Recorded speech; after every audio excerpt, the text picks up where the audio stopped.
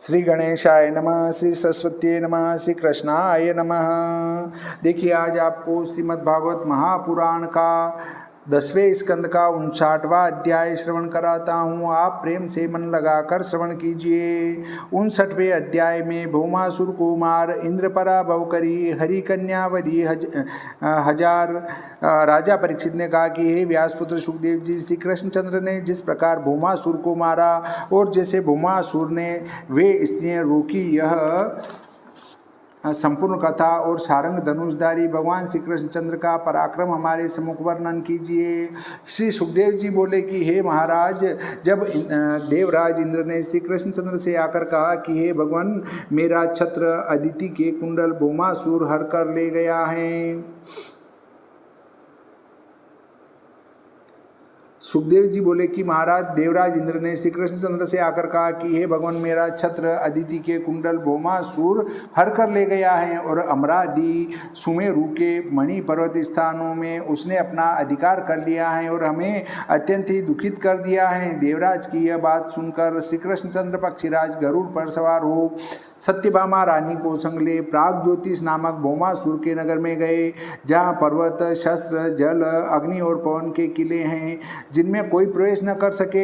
ऐसा भयानक गढ़ और मूर दैत्य की हजारों दृढ़ फांसियों करके चारों ओर से व्याप्त हैं। श्री कृष्णचंद्र ने गदा से गिरि दुर्ग तोड़ा, शस्त्र दुर्ग, बाणों से, चक्र से अग्नि दुर्ग तोड़ा। इसके उपरांत जल दुर्ग और पवन दुर्ग को तोड़ा। इसी प्रकार मूर दैत्य की फांसियों को काट डाला। शंख बजने के शब्द से अनेक युद्ध के यंत्र उलटे चलने लगे और शूरवीरों के हृदय व मन थरथर कांपने लगे। तब गदाधारी भगवान श्री कृष्णचंद्र ने बड़ी गदा से भौमासुर की नगरी के कोट को तोड़ डाला। प्रलयकालिक वज्र के शब्द के समान भयंकर शब्द वाले पांचजन्य शंख का शब्द सुनकर 5 मुख वाला मूर दैत्य जो जल के भीतर सो रहा था, वह उठा। अति खोटी दृष्टि, प्रलय काल के सूर्य और अग्नि के समान तेज भयंकर रूप वाला मूर दैत्य त्रिशूल हाथ में ले 5 मुख फाड़ कर मानो त्रिलोकी को निगल जाएगा। इस प्रकार दौड़ता हुआ भगवान श्री कृष्णचंद्र के सम्मुख आया, जैसे सर्प गरुड़ के सम्मुख जाता है, और बड़े जोर से त्रिशूल को फिरा कर गरुड़ पर चलाया। 5 मुख फाड़ कर महाघोर शब्द किया। उस शब्द का नाद अंतरिक्ष, पृथ्वी, संपूर्ण दिशाओं में फैल कर ब्रह्मांड में व्याप्त हो गया। उस समय श्री कृष्णचंद्र ने गरुड़ के ऊपर त्रिशूल आता देखकर अपने बाणों से 3 टुकड़े कर दिए और मूर दैत्य के 5 मुखों में 5 बाण मारे। तब मूर दैत्य अत्यंत क्रोधित होकर श्री कृष्णचंद्र के ऊपर गदा चलाने लगा। तब भगवान ने संग्राम में आती हुई उस गदा के हजारों टुकड़े कर डाले। उस समय भुजाओं को उठाए दौड़कर सम्मुख आए हुए मूर दैत्य का शीर श्री कृष्णचंद्र ने लीलापूर्वक अपने चक्र से काट लिया। जिस प्रकार इंद्र के वज्र से पर्वत का शिखर कट कर गिर पड़ता है, उसी प्रकार मस्तक कटने पर प्राण मुक्त हो वह जल में गिर गया। उसके जो अति बलवान 7 पुत्र थे, वे पिता के दुख से अत्यंत दुखी हो महाक्रोध कर बदला लेने के लिए आए।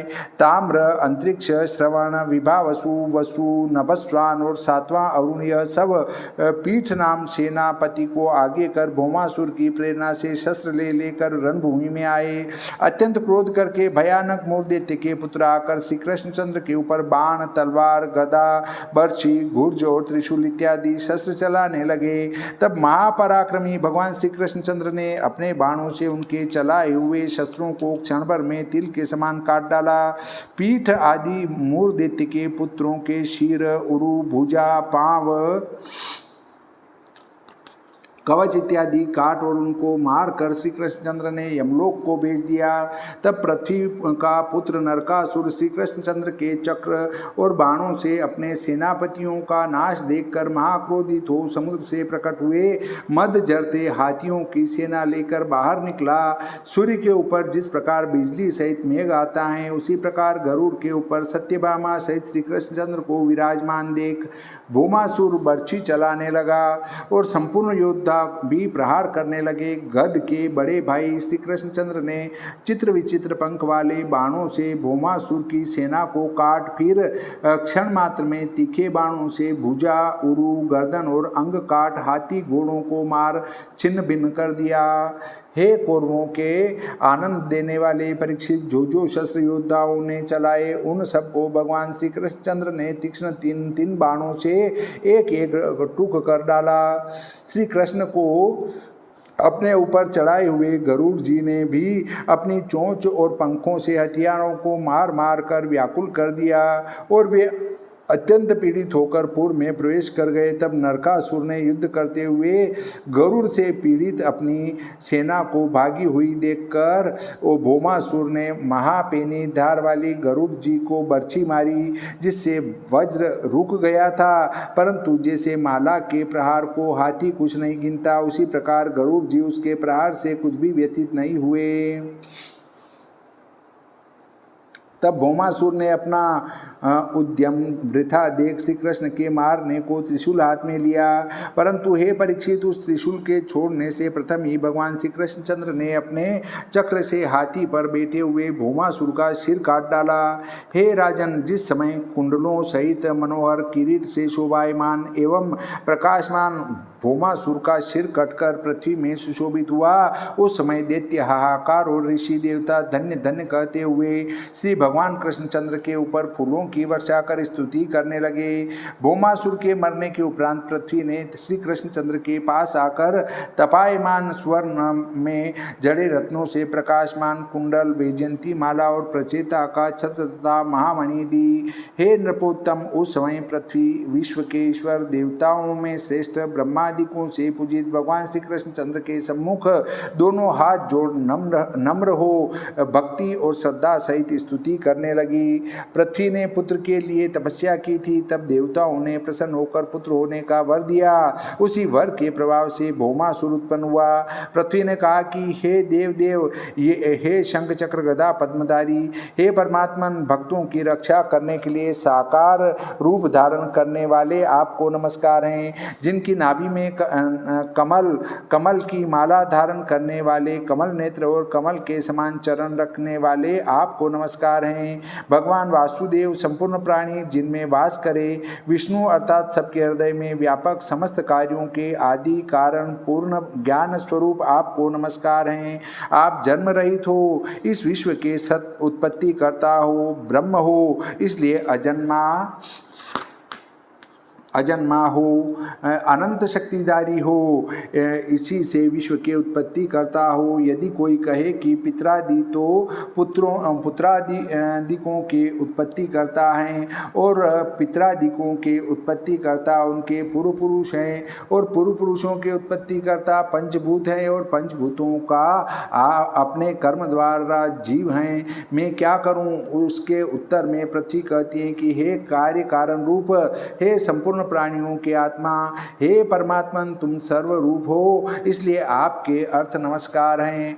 यहाँ यह शंका है कि तीन गुणों से इस विश्व को उत्पन्न, पालन और संहार करते हैं। तीनों गुण माया के अधीन हैं और माया का क्षोभ करने वाला पुरुष है, काल निमित्त है और यह बात प्रसिद्ध है। फिर मैं क्या करता हूँ? इसके उत्तर में पृथ्वी कहती है कि तुम आवरण रहित हो। हे समर्थ, जिस समय आप विश्व के रचने की इच्छा करते हो तब रजो गुण को धारण करते हो और हे जगतपति, जगत के पालन करने को सत्वगुण धारण करते हो तथा नाश करने के लिए तमोगुण को धारण करते हो। काल रूप हो, पुरुष रूप हो और सबसे परे हो, इसलिए सबके उत्पन्न करता तुम ही हो।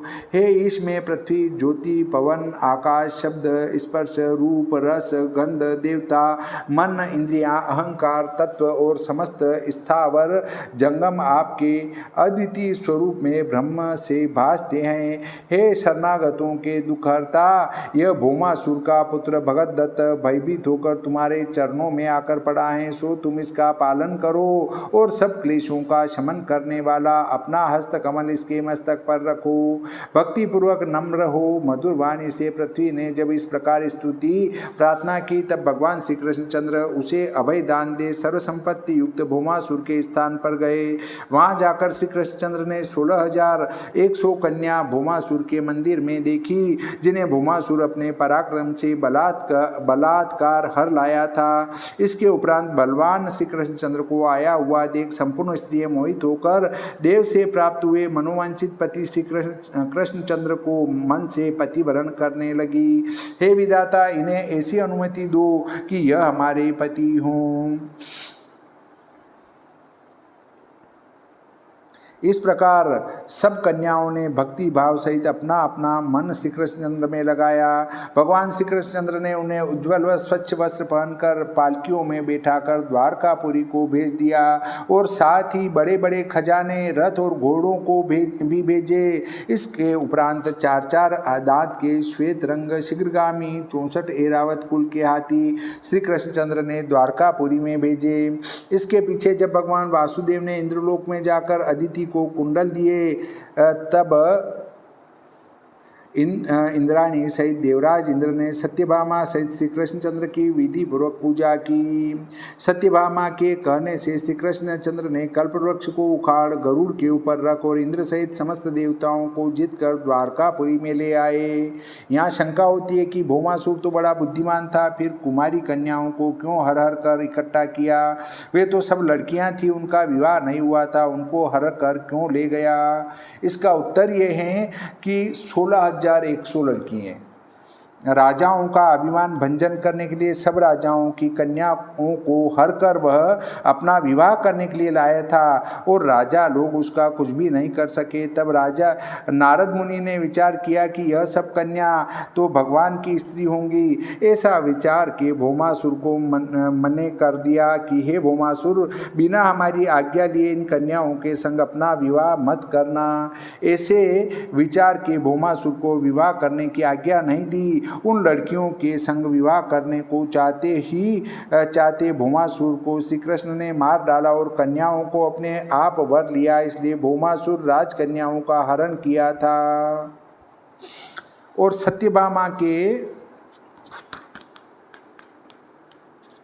बगीचे को शोभायमान करने के लिए कल्पवृक्ष उसके बगीचे में लगाया। उसकी सुगंध के मद के लोभी भोरे स्वर्ग से पीछे पीछे चले आए। हे राजन, प्रथम तो देवराज इंद्र ने कार्य सिद्ध करने के लिए अपने किरीटों के अग्रभाग भगवान श्री कृष्णचंद्र के चरणों में लगा नमस्कार करके उनकी प्रार्थना की और कार्य सिद्ध होने पर उनसे विरोध किया। अहो, देवताओं को बड़ा क्रोध आता है, धनिकता को ही धिक्कार है। इसके उपरांत एक मुहूर्त मात्र में 16,108 महल में सर्वत्र परिपूर्ण भगवान श्री कृष्णचंद्र ने जितनी स्त्रियां थी उतने स्वरूप धारण कर सबका यथा योग्य पानी ग्रहण किया। एक मुहूर्त 2 घटी का होता है। 2 घटी अर्थात 48 मिनट। एक मुहूर्त 48 मिनट का। जिनके घर के समान और कोई घर नहीं है। इस प्रकार उन रानियों के घरों में सदा पूर्ण आनंद स्वरूप रहते भी औरों के समान गृहस्थ धर्म करते अचिंत्य कार्य करता अविनाशी भगवान लक्ष्मी के अंश रूप स्त्रियों के साथ विहार करते थे। हे परीक्षित, ब्रह्मादिक देवता जिनके मार्ग को नहीं जानते, उन लक्ष्मीपति श्री कृष्णचंद्र को पति पाकर वे स्त्रियां उनको निरंतर बढ़ी हुई प्रीति और स्नेह भरे हास्यपूर्वक अवलोकन करती थी और आनंद पूर्वक नवीन भाषण और लज्जा का सेवन करती थी। यद्यपि एक एक रानी के पास 100 दासी हाथ जोड़े खड़ी रहती थी, परंतु तो भी सामने जाकर लीवा लाना, आसन बिछाना, सुंदर पूजा करने, चरण धोना, बीड़ा लगाना, चरण दबाना, पंखा करना, अतर लगाना, फूल चढ़ाना, केशों का संभालना, शैया बिछाना, स्नान कराना और भेंट देना, यह सब सेवा भले प्रकार आप ही करती थी। इति श्रीमद्भागवते महापुराणे दशम स्कंदे उत्तरार्धे भाषाटिकायां पारिजातहरण नरकवध वर्णनम नाम 59तमो अध्यायः। श्री सरस्वती मैया की जय, श्री कृष्णचंद्र भगवान की जय, श्री गणपति जी महाराज की जय, श्री रामचंद्र भगवान की जय, बजरंग बली की जय।